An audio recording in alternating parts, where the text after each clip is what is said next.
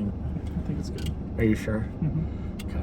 We'll see if they can hear the sound of the car. I was thinking of it before.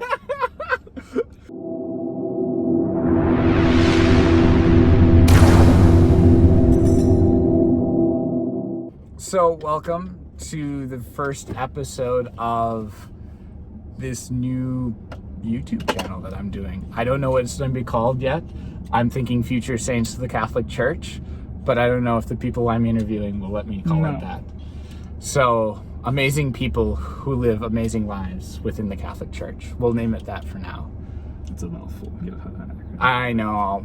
Acronyms. There we go. I'm in focus. We love acronyms. But seriously, this video series is meant to highlight amazing people who are actively involved within their faith and are just normal people living their lives and striving to become saints for the church.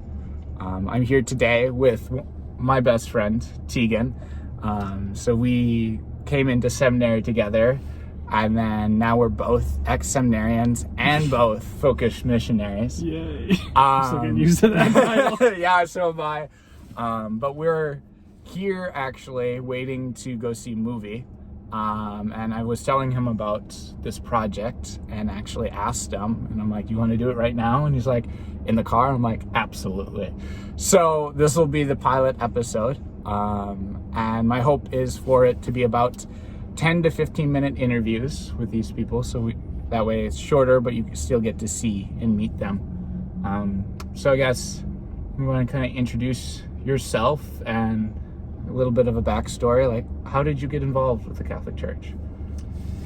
Yeah, so I'm Teagan. I was in seminary with this Yahoo for 4 years. I just turned out 2.5 months ago now.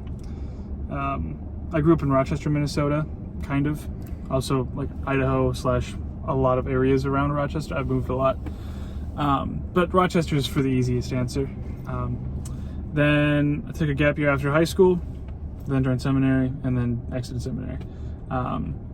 Very quick endeavor. How I got involved with the Catholic Church? Well, my mom, she's Catholic, my family's Catholic. And though she didn't really start practicing her faith until I was about like 2 years old.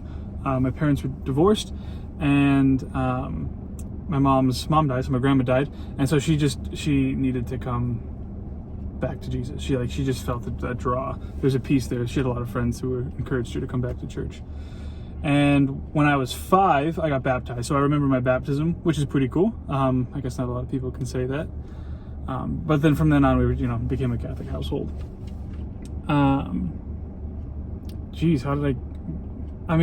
My mom, as she was growing up in the faith, like when I was growing up in the faith, it was kind of the same time. And she learned a lot and kind of started teaching that to us, essentially. What she learned, we learned, which is kind of cool. And then I had the opportunity to go to a Catholic school, 9th through 12th.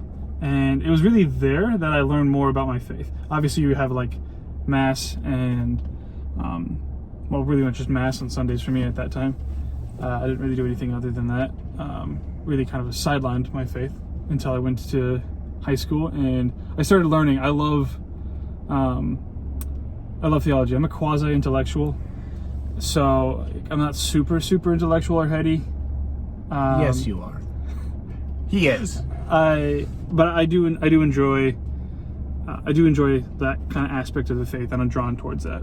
It wasn't like a deal breaker for me. Like I wouldn't have like a conversion, like, oh, I read Aquinas and then boom, everything made sense. It was like, oh, this is a part of it. This church teaches this. This is cool. Oh, this is cool. Never really struggled with faith in that aspect. The intellectual. Some people really struggle with the intellectual side of faith. But for me, it was just like an added bonus. I'm like, oh, this is cool. So that helped prayer, and prayer helped me desire to learn more. And then I slowly became that Jesus kid in high school. A year after, as soon as I was exiting high school, I felt the draw towards seminary for that year. that's another story in general. We can get into that later. Maybe another episode. Perhaps. Yeah. It's the first one, so you got a lot to go. And just felt drawn to the seminary, and oh boy, life changed through that. Like, not just knowing about the faith, but living it in a very tangible way, and not in like a weird way either. You know, I kind of rebel against like really crazy people, whatever. So, and I guess that kind of leads me into another question. What does the faith look like today? Like, what would be the practical, like, day in and day out are you doing to actively engage your faith today? Yeah, so it's hard to engage today without engaging yesterday and the day before that, right? But in a short answer, like, the practicals of what I'm doing today, like, the habits that I have built up is I go to daily mass. I go to confession twice a week. Every 2 weeks. Sometimes twice a week. I've definitely had that before. This week actually was one of those weeks. And daily holy hours. I enjoy intellectual reading, so I read, like, I don't know, G.K. Chesterton or other things like that. So those are the practicals, like what I do. Pray a rosary every day. But I think more than that, so it's a lifestyle. It's not just I do this. It's like it's a virtue built up. Okay, and that helps with everything. Every aspect of my life is being informed by my Catholic faith, and so it's really hard to like pinpoint it. Like, I live incarnationally. I try to live incarnationally. Like, Christ came into our humanity and has elevated humanity to a whole new level. And if we believe that, then how we treat people and how we see people matters so much, because we're seeing Christ. And that's probably one of the biggest practicals of my faith, is just when I look at someone, well, granted, I don't always be like, oh, I see Jesus in you. I want to do that. Some days I'm like, oh, you really... He's been at points already today while we've been in the car. But that informs how I see people and how I treat people. How I treat people like Christ, and they have that dignity. What else? I don't know. Does that answer that question? Yeah, it does. I guess, would you mind going in more into depth the, like, power of a holy hour? I know a lot of people have always asked me, well, why do you still do a holy hour? You're not in seminary. Yeah. I guess, can you dive into that a little bit more? Not, I guess, what you do, but why do you keep going back to a holy hour? Well, if you don't spend time with someone, you're never going to get to know them, first and foremost, right? You can never say to your wife, like, oh, I only spend like a Sunday with you. That doesn't cut it. I only spend an hour with you a day. That doesn't cut it, right? Granted, Jesus is a little bit different than your wife, if you will. Yes. Hopefully. And so you draw back to the person of Christ in the Eucharist. You set that time aside for him, and you spend time with him. Gosh, I literally slept today in my holy hour. I passed out. I was tired. I didn't sleep at all last night, but I was still present with him. I made that intentional act, saying, I'm going to be with you for an hour this morning, here, right now. And when you do that day in and day out, it changes your perspective on God. He's not just this distant thing out there, like, oh, God, slot machine God or whatever. It's a tangible thing. I come back, like, Lord, I need mercy today. Lord, here's everything I have today. I give it to you right now. And yeah, like, just talk to him in your holy hour. Gosh, I spend my holy hours sometimes it feels like I'm just talking to myself, but I direct it towards God, and hopefully that works. He's there, he's present, he's listening at least. I don't know. No, that's awesome. Does that help? Yeah, it does. It's always great to see people light up when they talk about their prayer time, because it truly is spending time with Christ. I could go into like, Jesus is present there. Like, God is there. Why else do I want? Like, where else would I want to be? I don't know. But like that's a different. Yeah, and different flair. And if you're open to it, I would love to ask, what have you been praying with? What have you been bringing to Christ lately? My brokenness. That's a lot of what I've been bringing to him lately. I'm trying to also bring him my joys. We can get into the mentality of like, here's all of my crap, Lord. And the Lord's like, oh, that's great. I want that. Thank you. What about the good things? We're not just a dour church. Yeah. There's joy there.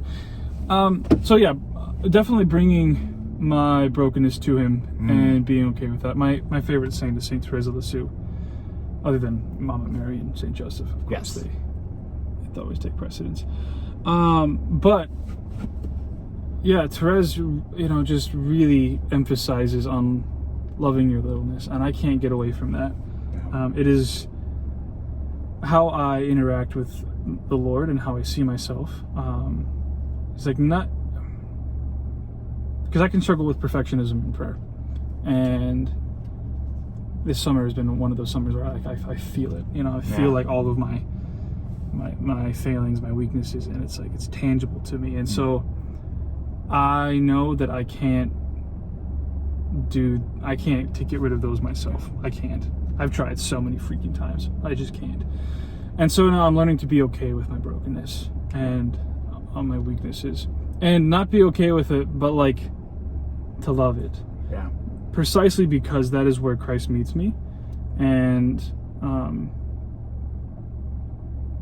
like he came because I was a sinner, not because I was a really righteous dude. Right. And I have to remind myself that all the time. And that puts in the context then for me of like my relationship with him as a merciful father. So that always, I get to reflect upon that. Like, gosh, if someone did the same thing over and over and over again to me, I would be like, yeah, no, you're done, And so I have to check myself with that. I live with my godson's parents right now, and I get to see my godson every day. He's like 1. It's amazing. I don't know any other godfather that gets to say that, so that's awesome. I'm blessed. Anyways, but I see him failing all the time, and it's wonderful, and I love him because of it. Yeah. And I'm reminded of that often in my holy hour. At least that's been the holy hour this last week. Beautiful. Yeah. Thank you. And I just want to thank you as well, because I know that's the theme today, but you were showing me that in seminary. Teagan was along for the ride for a lot of it, and it wasn't fun every day. And he used to tell me, be gentle with yourself. Make sure you love your littleness, and that was the theme even 2-3 years ago. And he got me through a lot of those days, reminding me what of importance, reminding me that Christ was loving me, right, was there, and he gave me a tangible witness because he was doing that, right there in my dorm room, reminding me of that. So thank you for that. We're kind of coming to the end of the video. I want to keep them within a certain bounds. Cool. But I guess as a final note, what would you say if you had 15 seconds with somebody about what's your favorite, most beautiful part that you've seen in the Catholic Church? Go. 15 seconds? Yes. Okay, do I have to 15 seconds to think? Sure. I'll give you 15. I'll give you 30 seconds. Okay, thanks. Say the question again. Like, what's the best part of the church? What is the best part of the church? Not the best, but one of the greatest parts. If you could show it to somebody, what would it be?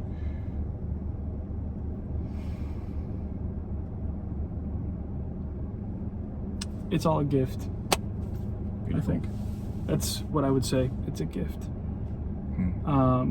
Every aspect of it, and that translates into like receiving, like when we learn how to receive everything as a gift and not entitled, then life becomes open to us in a whole new way. Wow. So receive the gift of the church, of Jesus, of himself, of all of it. Amen. Well, thank you, Teagan. He is amazing, and I'm glad he's willing to do this. So, and so awkward in the middle of a car. I think it's working. I really like the situation. I'm glad you do. Well, thanks. If you have any questions, put them down into the comments below. Also, if you want to see more videos like this and just want the updates, hit the subscribe button. There's like somewhere down there.